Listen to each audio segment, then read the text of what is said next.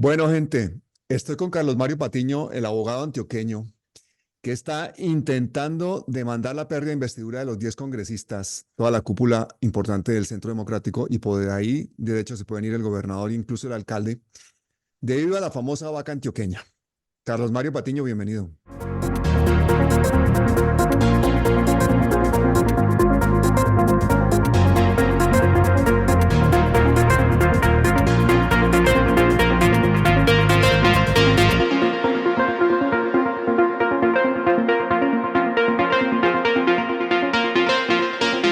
Bueno, Pablo, muchísimas gracias por la invitación. Aquí estamos con una corrección. La vaca no es antioqueña, la vaca es del gobernador. Representa un Ah, sector político que el señor gobernador representa, pero no representa a los antioqueños. Creo yo, el gobernador de Antioquia utilizando la buena fe de muchos antioqueños para instrumentalizarlos en una pelea política que tiene su partido con el gobierno nacional. Eso es lo primero. Es decir, creo que es el sustento político esencial de la demanda. Y es que esa vaca no es de los paisas, no es la vaca antioqueña, es la vaca del gobernador, la vaca del uribismo, pero no la vaca de los antioqueños. qué bueno haberme equivocado porque esa aclaración tuya es importantísima. Yo sé que tú eres un abogado antioqueño de pura cepa, pero eres antirregionalista, ¿no? Los regionalismos han generado mucha violencia en el mundo. Eh, Esa idea de una especie de nación que se opone al resto, a toda la otredad, le ha generado muy malos resultados al mundo y Mm. muchas guerras y mucha violencia. Creo que eso es un problema. Creo que estar orgulloso de sus raíces no significa odiar al resto. ¿A ti quién te sugirió o fue a motu propio que hiciste esta acción legal? Porque hay muchísima gente que dice que tú le estás haciendo ahí el mandado o a Quintero o a Petro. Pues lo peor que puede pasarle a un ciudadano es que le nieguen el derecho de agencia. Yo soy un ciudadano preocupado, un activista político y activista social que participó en gobiernos alternativos o gobiernos de la ciudad, pero no necesariamente ni Daniel Quintero es mi jefe hoy, ni el presidente tiene tiempo para ponerse a... Pues yo nunca he conversado personalmente con el presidente y a mí nadie me manda a hacer esto. Yo soy inquieto, siento una molestia especial porque quieran presentar o convertir a mi departamento que yo quiero tanto y a la gente con la que convivo en una trinchera en contra del cambio. Y como soy abogado y soy administrativista y acucioso, me puse a leer el decreto del gobernador en el tema de la vaca y después vi a los congresistas en redes sociales presumiendo sus consignaciones y se me prendió el bombillo. Es decir, entendí que había una inhabilidad, una incompatibilidad realmente, y presenté la demanda porque es mi idea, porque es mi ejercicio personal como abogado y como activista político. ¿Realmente qué es lo que pretenden con esa vaca? El objetivo político de la vaca es instrumentalizar la solidaridad de los antioqueños en favor de una pelea política. Y digo porque y presionar al gobierno para que cumpla o que honre unos compromisos que tiene con relación a unas obras, especialmente con el túnel del Toyo. Ya el Ujú. gobierno honró ese compromiso. Se supone que van a recoger 1 billón de pesos, llevan 5.000. Eso es el 0,05% de 1 billón de pesos. Nada, no van a alcanzar a recoger el billón, sabían que no iban a recoger el billón, y me parece a mí que por el afán y la arrogancia con la que están actuando, crearon un problema jurídico que yo vi, señalé y presenté ante el Consejo de Estado y ante el Tribunal Administrativo de Antioquia las demandas para tener la razón sobre ese problema jurídico que se generaron ellos mismos por arrogancia, por el afán y por creer que todas las ideas que se le ocurren a Uribe son buenas y geniales. Creo que el meollo del asunto es que esa donación se convierte en un contrato con una entidad estatal y eso es incompatible con el hecho de ser congresista o de ser funcionario público o me equivoco. Con el hecho de ser congresista, el artículo 180 de la Constitución prohíbe específicamente a los congresistas Mm. realizar contrato alguno con entidades públicas. Los civilistas, los abogados civilistas, no solo colombianos, sino, digamos, en el mundo continental, en Francia, en Alemania, consideran que el contrato de donación es un contrato bilateral. Y bilateral, ¿por qué? Porque usted dona, pero para que haya donación y se perfeccione, quien recibe la donación tiene que aceptar esa donación, como, digamos, lo hace la gobernación de Antioquia mediante su decreto. Y por esta razón, yo considero que hay un contrato, no necesariamente un contrato estatal, un contrato entre estos particulares, todos los particulares que donaron, y el Estado y el departamento de Antioquia. Y particularmente los congresistas incurrirían en esa prohibición porque estarían celebrando un contrato con una entidad estatal, que es el departamento de Antioquia, que es el sujeto pasivo de esa donación, que recibió esa donación y se la entregó a una fiducia en la, creo que era el Banco Bancolombia. Pero eso también denota una ignorancia importante por parte de esos congresistas, porque estaban cayendo en una inhabilidad, ¿no? Sí, creo que ese es mi argumento principal para decir que hay una negligencia grave de parte de ellos, porque un congresista tiene a su servicio un grupo de asesores eh, y esa, digamos, más que ignorancia, es arrogancia, Pablo, y es porque ellos creen que todo lo pueden, creen que el Estado de Derecho está dibujado y creen que porque Uribe dijo está bien, ¿cierto? Ujú. Entonces creo que es eso. Ahora se están dando cuenta que de pronto el asunto no era tan sencillo en razón a mi demanda y eso obliga entonces a que el gobernador vaya y diga al Congreso que va a devolver la plata, etcétera. Creo que más que ignorancia fue improvisación, afán y sobre todo Mm. arrogancia. Pero aunque devuelvan la plata, el contrato y la legalidad está hecha, ¿no? Y la inhabilidad también. Exacto. Incluso taparían un error con otro y probablemente el segundo error sea mucho más grave porque ahí sería una donación del Estado a particulares. ¿Cierto? O sea, para devolver esa plata tendría, como ya está perfeccionada, entonces Mm. yo le tengo que devolver otra vez la donación, entonces haría un nuevo contrato y ese contrato está prohibido expresamente por la Constitución. Es decir, Uy, ahí podrían incurrir en un grave prevaricato de parte del gobernador. o sea que en problemas están. ¿El problema es tan grave para el gobernador y para el alcalde como para los congresistas o es diferente? Pues las fuentes jurídicas del problema son distintas porque la ley que regula a los Mm. gobernadores y a los alcaldes son distintas. Pero en mi concepto, la inhabilidad es la misma, la incompatibilidad es la misma. Perfecto. De todas formas, para la vaca necesitaban la autorización del gobierno y el gobierno ya les había dicho que no. Y ellos a pesar de eso sacaron la vaca. ¿Eso también es otra ilegalidad o no? Esta es una ilegalidad sobre el decreto que crearon. Ellos no necesitaban la autorización del gobierno para recoger la plata, necesitaban la autorización del gobierno para poder invertir la plata en unas obras que son del gobierno. Es decir, son del orden nacional. Entonces usted con recursos del orden departamental no puede invertir en recursos del orden nacional. Entonces yo le digo al tribunal que ese decreto tiene una falsa motivación. Y tiene una falsa motivación diciendo que va a invertir en vías 4G y esas vías 4G están concesionadas por el gobierno nacional, la Agencia Nacional de Infraestructura. Entonces, en principio, usted no puede, digamos, ellos hacen esto como si usted pasara plata de un bolsillo para otro y realmente no. Es decir, son obras que tiene a su resguardo el gobierno nacional y unos concesionarios privados a los que el gobierno nacional les entregó esa plata. En el caso de las obras 4G, el Toyo no es específicamente una obra 4G.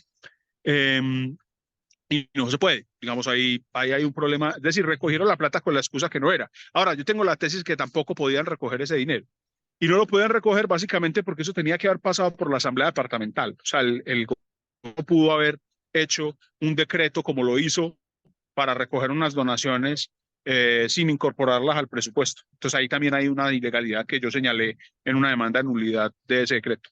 Toda esta iniciativa viene del presidente Uribe, o me equivoco.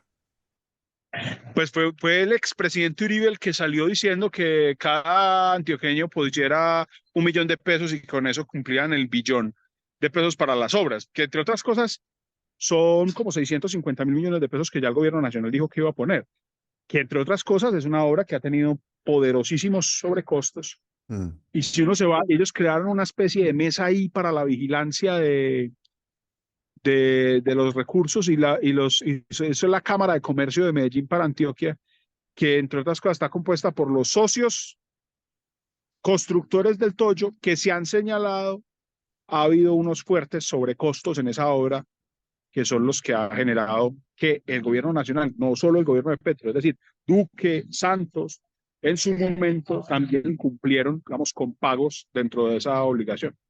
¿Cuál es la urgencia de la obra del Toyo sobre otras obras tan importantes como todas las carreteras secundarias que hay en Antioquia, sobre la misma carretera, por ejemplo, que va hacia Quibdó? Esa obra es una obra muy importante porque es una obra que acerca mucho a Medellín con el Urabá antioqueño y con los eventuales puertos, Puerto Antioquia y PCC, al Mar Caribe que se están haciendo en Turbo y en apartado en Turbo. Entonces es una obra de suma importancia, digamos, para la infraestructura, exportación e importación de Antioquia y del país. digamos, lo que hemos dicho algunos sobre esa obra es que es una obra importante, pero no puede ser una obra parecida al puerto de Buenaventura, que entre otras cosas los puertos de Antioquia los está haciendo empresarios del mismo orden, y es que por Buenaventura pasa la riqueza más importante del país y la gente de Buenaventura no tiene alcantarillado. Mm. Entonces no puede ser, digamos, esa contradicción que genera esa idea del progreso de las élites, que hay una gran obra de infraestructura, pasa toda la riqueza, pero esa riqueza no tiene nada que ver con la gente que vive ahí, ¿cierto? Entonces no Sí, puede ser, no puede, digamos, el interés de las élites antioqueñas, que son solo un sector de la población bastante minoritario, es poder, digamos, avanzar en unos negocios de importación y exportación. Yo creo que la obra es importante, es decir, creo que además sería, ya está empezada, es decir, sería un elefante blanco. Esa obra mm, tiene que ser terminada, esa obra es importante, pero también es importante reflexionar sobre ese modelo de desarrollo o ese modelo, para decirlo concretamente, de progreso que está ahí en esa idea de negocio. Es decir, se dice que ellos tienen que pagar un crédito, que eso tiene que arrancar ahorita. Es decir, eso busca favorecer también a unos empresarios. Carlos, recapitulando. Entonces, la vaca, primero que todo, el gobierno dice que pone la plata, no era necesaria. Dijeron que querían hacer la vaca, el gobierno les dijo que no y a pesar de eso lo hicieron. Primera, ilegalidad. Segunda, ilegalidad, caen en inhabilitaciones los congresistas que dieron plata. Y tercera, pues es una clara manipulación política que hace, pues básicamente el uribismo para intentar poner en evidencia al gobierno de Petro y para crear pues esa sensación regionalista de que Antioquia pues puede consigo y con todo, pero con unos objetivos bastante claros que son las vías hacia los puertos de Urabá, con el objetivo de tener pues una especie de Buenaventura antioqueña, ¿no? Hasta aquí más o menos ese es el resumen de la situación, ¿o no? Esa es más o menos la idea. Sí. Vale, ¿qué es lo que puede pasar de aquí en adelante, hermano? ¿Qué puede pasar en aquí en adelante? ¿Tú crees que esto va a fructificar, que vamos a ver caer a estos congresistas? Yo tengo que ser muy sincero con esto, es decir, yo soy un abogado, tengo mis estudios y no tengo sino el derecho de mi lado, pero no tengo gran influencia que tienen probablemente otros abogados, ni tengo relaciones con el Consejo de Estado.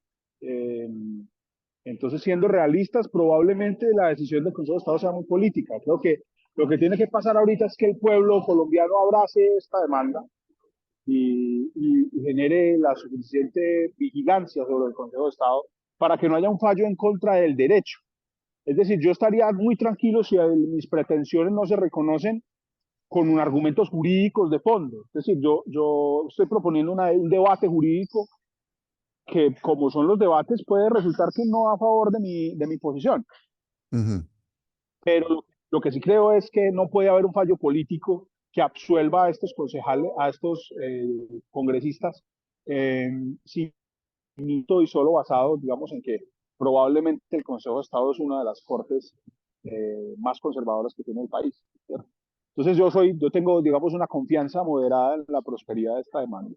Creo que el que se ha hecho pública favorece eh, esta posición, es decir, favorece la posibilidad de buscar imparcialidad en la judicatura y que reconozcan mis argumentos y que al menos los estudie con cuidado y de esa forma podamos tener un fallo histórico para Colombia.